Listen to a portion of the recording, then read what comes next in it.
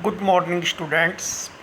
Computer communication EL 309 के अंदर हम TCP IP मॉडल के दो पार्ट पहले देख चुके हैं। आज के इस वीडियो लेक्चर के अंदर हम TCP IP मॉडल का पार्ट 3 देखेंगे। हमने पुराने लेक्चर्स के अंदर TCP IP की 4 लेयर्स देखी थी। बॉटम में लिंक लेयर थी, उसके ऊपर इंटरनेट लेयर थी, फिर ट्रांसपोर्ट लेयर थी और फिर एप्लीकेशन लेयर थी। लिंक लेयर को नेटवर्क इंटरफेस के रूप में भी जान सकते हैं। तो this is about the TCP IP reference model.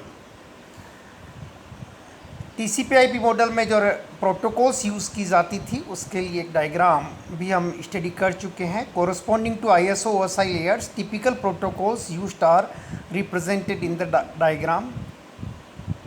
Network layer के अंदर ICMP, IGMP, IP, ARP, RARP इनके बारे में हम देख चुके हैं। ट्रांसपोर्ट लेयर के अंदर TCP और UDP दो इम्पोर्टेंट प्रोटोकॉल हम देख चुके हैं। और आज के इस लेक्चर के अंदर हम एप्लीकेशन लेयर के बारे में जानकारी प्राप्त करेंगे। ISO OSI मॉडल में 3 लेयर होती है, एप्लीकेशन, प्रेजेंटेशन, सेशन। इनके कंपेरिजन में TCP IP मॉडल में सिर्फ एक लेयर होती है, एप्लीकेशन लेयर, और उसके कोरस्पॉन्डिंगली जो प्रोटोकॉल्स यूज़ आती है वो होती है SMTP, FTP, telnet, DNS, SNMP, NFS, RPC, TFTP। तो लेयर 4 जो टॉप मोस्ट लेयर होती है TCP IP मॉडल की, उसका नाम एप्लीकेशन लेयर होता है। This layer performs the function of top 3 layers of the OSI model. OSI model की जो टॉप 3 लेयर होती है, application layer, presentation layer and session layer, इनका फंक्शन ये लेयर परफॉर्म करती है। इनके स्थान पर सिर्फ ये एक लेयर पाई जाती है। It is responsible for node to node communication and control user interface specification. ये नोड टू नोड कम्युनिकेशन के लिए ज़िम्मेदार होती है और यूजर इंटरफेस स्पेक्स को कंट्रोल करती है। Some of the protocols present in this layer are HTTP, HTTPS, FTP, FTP, telnet, SSH, SMTP, SNMP, NTP, DNS, DSCP, NFS, X-Window, LPD. Have a look at protocol in application layer for some information about these protocols. इनमें से कुछ protocols के बारे में अपन अब जानकारी प्राप्त करेंगे। HTTP and HTTPS. HTTP stands for Hypertext Transfer Protocol. HTTP का अभिप्राय क्या होता है? HTTP का अभिप्राय होता है, HTTP का माने होता है, HTTP का मीनिंग होता है hyper text transfer protocol. It is used by the WWW world wide web two manage communications between web browser and servers. Web browsers और सर्वर्स के बीच में संचार को मैनेज करने के लिए वर्ल्ड वाइड वेब के द्वारा HTTP प्रोटोकॉल का उपयोग किया जाता है। HTTPS stands for HTTP secure. HTTP secure पीछे एस लगा देते हैं HTTP के, तो HTTPS बन जाता है। It is a combination of HTTP and with SSL secure socket layer. HTTP का SSL के साथ सिक्योर सॉकेट लेयर के साथ जब कॉम्बिनेशन होता है तो वो HTTP सिक्योर या HTTPS कहलाता है। It is efficient in cases where the browser needs to fill out forms, sign in, authenticate and carry out bank transaction. जब ब्राउज़र को फॉर्म फिल करने की ज़रूरत होती है, साइन करने की ज़रूरत होती है, ऑथेंटिकेशन की ज़रूरत होती है और बैंक ट्रांजैक्शन की ज़रूरत होती है, तो हम HTTPS का उपयोग करते हैं। हमने देखा होगा बैंक ट्रांजैक्शंस का जब करते हैं तो SSL भी लास्ट के अंदर आता है। SSH stands for secure shell. It is a terminal emulation software similar to telnet. ये टेलनेट जैसा ही टर्मिनल एमुलेशन सॉफ्टवेयर है। The reason SSH is more preferred is because of its ability to maintain the encrypted connection. SSH ज़्यादा इसलिए prefer किया जाता है क्योंकि ये इंक्रिप्टेड कनेक्शंस को मेंटेन कर सकता है। It sets up A secure session over a TCP/IP connection. यह TCP/IP कनेक्शंस के ऊपर एक सिक्योर सेशन मेंटेन करता है। NTP stands for network time protocol. Network time protocols का शॉर्ट फॉर्म क्या होता है? NTP। It is used to synchronize the clocks on our computer to one standard time source. हमारे कंप्यूटर के ऊपर जो घड़ियाँ होती है, क्लॉक होती है कंप्यूटर की, उसको एक स्टैंडर्ड टाइम सोर्स से सिंक्रोनाइज करने के लिए NTP नेटवर्क टाइम प्रोटोकॉल का उपयोग किया जाता है। It is very useful in situations like bank transactions जैसी सिचुएशन में बहुत ही काम का होता है। Assume the following situation without the presence of NTP। बिना NTP के इस प्रकार की स्थिति के बारे में आप कल्पना करिए। Suppose you carry out a transaction where you complete reads the time at 2:30 PM while the server records it at 2:28 PM. The server can crash very badly if it's out of sync. अगर server synchronisation में हो तो वो क्या हो जाएगा? Crash हो जाएगा। तो ये हमने पहले देखा था TCP/IP की चौथी लेयर के बारे में। अब हमारे दो महत्वपूर्ण मॉडल है, एक TCP/IP मॉडल है और दूसरा ISO/OSI मॉडल है।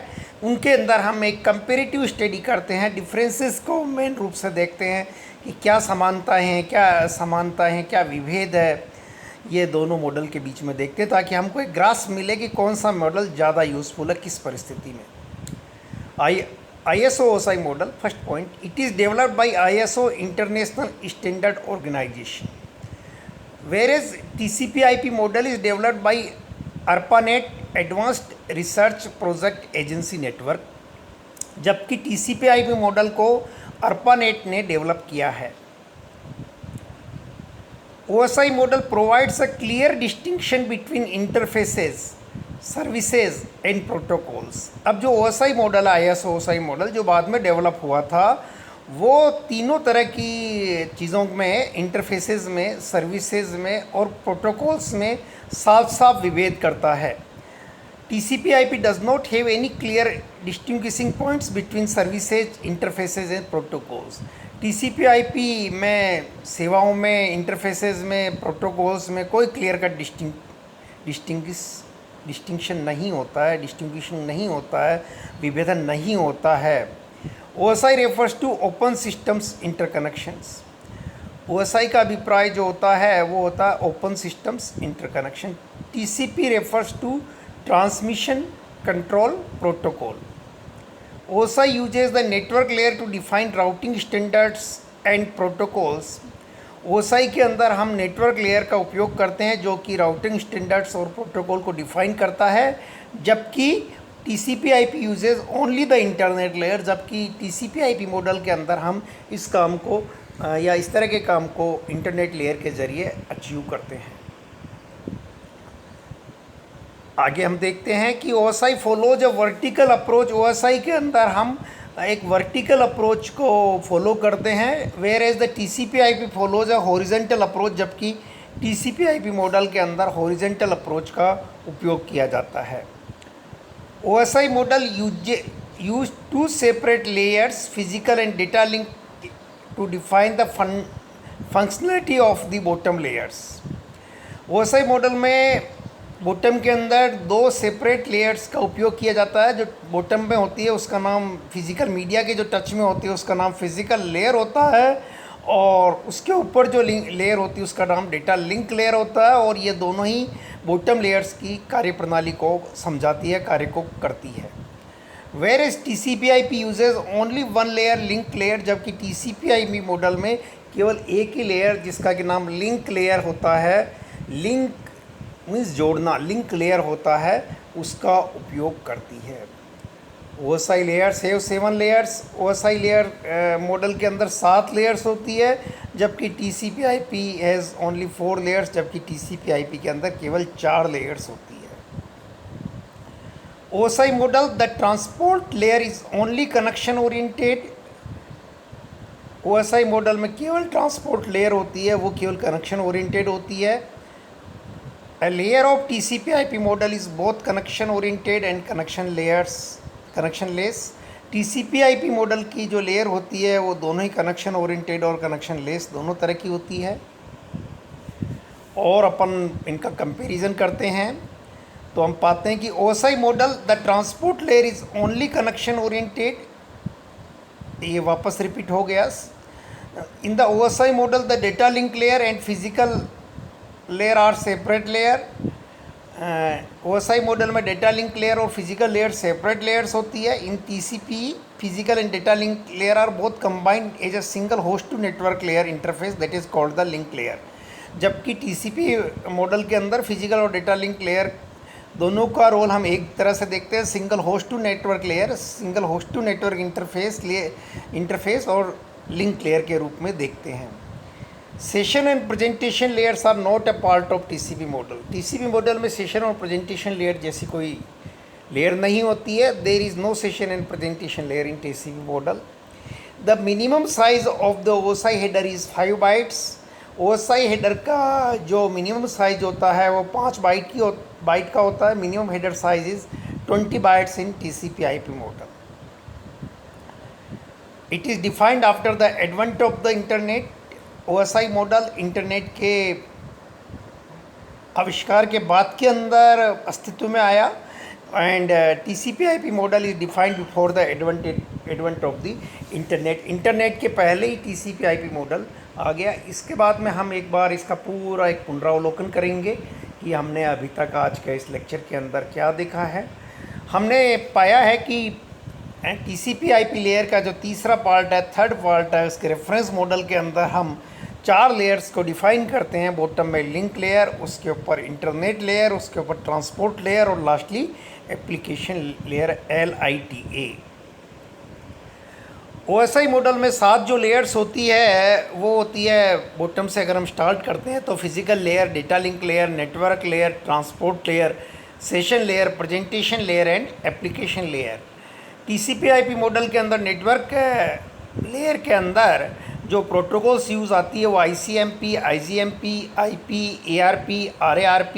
ट्रांसपोर्ट लेयर के अंदर जो प्रोटोकॉल्स यूज़ में आती है वो TCP और UDP दो महत्वपूर्ण प्रोटोकॉल होती है, ट्रांसमिशन कंट्रोल प्रोटोकॉल। और एप्लीकेशन लेयर के अंदर जो प्रोटोकॉल्स हम TCP/IP मॉडल में मेजर यूज़ करते हैं वो होती है SMTP, FTP file transport protocol, telnet, DNS, SNMP, NFS, RPC and TFTP। Application layers के बारे में अपन मेजर स्टडी करेंगे। पिछले 3 लेयर्स का हम पिछले 2 लेक्चर्स में देख चुके हैं, अध्ययन कर चुके हैं। सो application is the perform the function of the top 3 layers of the OSI model. These corresponding layers of the OSI model are the application layer, presentation layer and session layer. And application layer in the TCP/IP model is responsible for the node-to-node communication and controls user interface specification.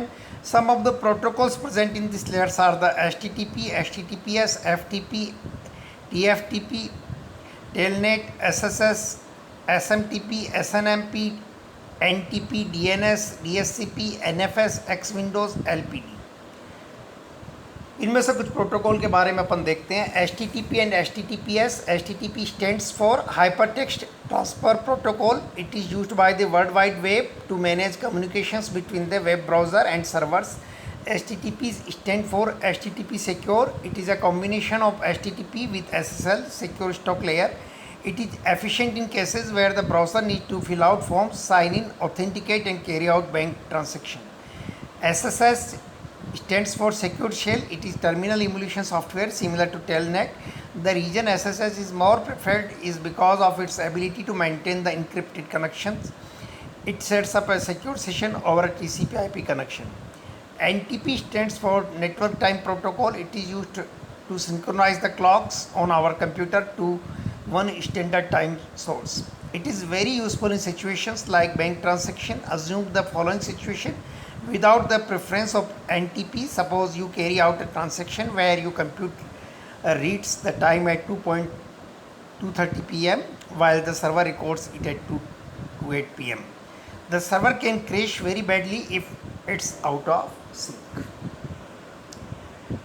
इसके बाद में हमने comparison किया है दोनों models के अंदर, और आशा आपको ये पूरा लेक्चर समझ में आएगा। और इसके साथ थैंक